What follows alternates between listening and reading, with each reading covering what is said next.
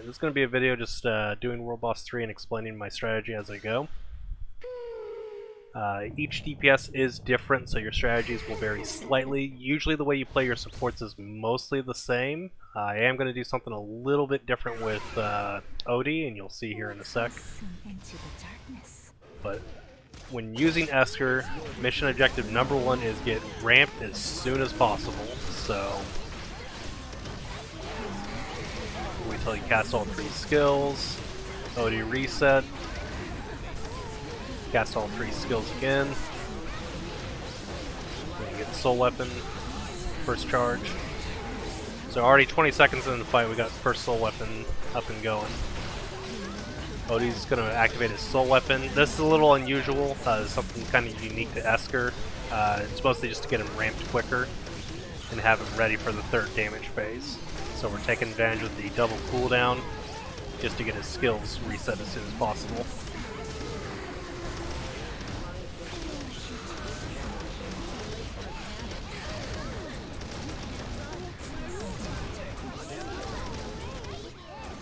Overall, we're not doing a lot of damage on this first phase. If you're a lower player and that looks like a lot of damage, just wait until Esker gets ramped up.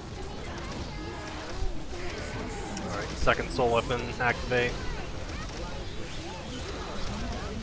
Alright, after this cast I'm going to reset with Odie again.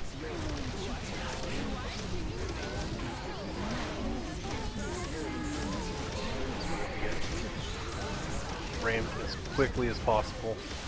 I actually should have saved that S1 cast for when Soul Weapon came back up.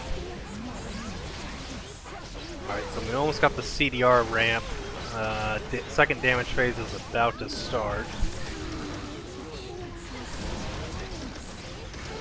Alright, so there's second damage phase. I'm not going to use the Odie Soul Weapon.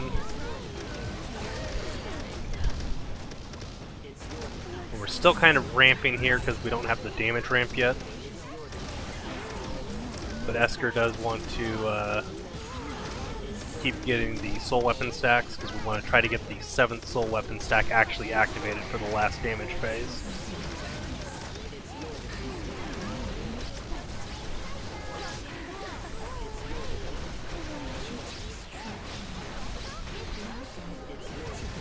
Alright, so this is where we're going to start doing some damage.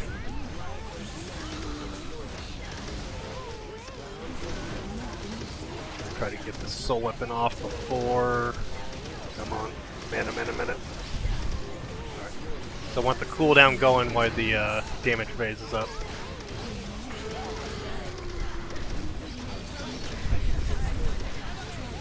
Alright, so now we're casting everything to get some damage going.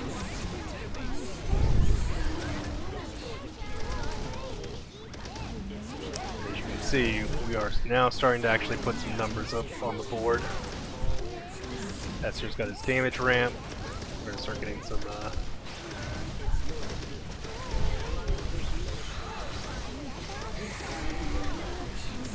that 3rd Soul Weapon activated. Again, we want to save Veronica's S2. I have the perk where it gives the extra boss damage, but it's only for 3 casts, so I have to save them specifically for the last 3 damage phases.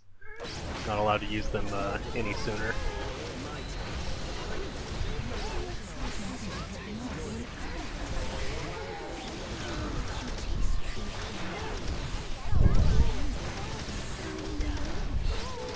Alright, 3rd damage phase is about to start. Sorry, 4th.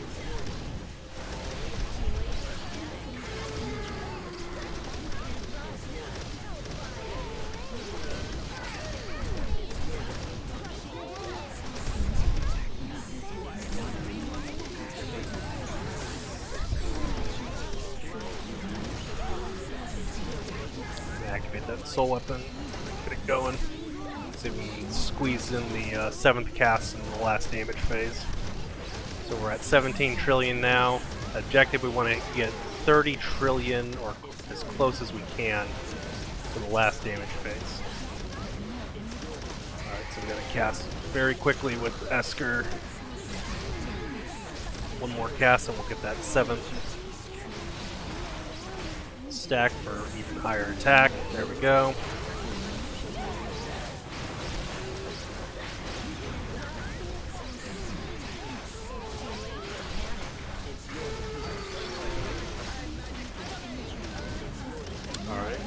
So we need a reset. Veronica cast into her soul weapon. Apply the damage. Alright, at this point we're basically just casting anything we can. There we go, 31T. That is a new personal best. As you can see, all the damage comes at the end. So everything you're doing early in the fight is just to build as much momentum into that last phase. So that's how I'm able to get my damage up on World Boss 3. So I hope that explains things. It'll be a little different depending on your DPS, like if you're using Artemia, Saria, Panzerone, you'll be mostly doing your damages in the first, third, and fifth damage phase. And if you're able to use Veronica's S2, you can actually get the soul weapon off, I believe, on every phase. I'm able to get it on the last three, but it's like really tight, and there's some gaps where I don't have the soul weapon up, as you saw there at the end. So the timing's really tight on Veronica. But other than that,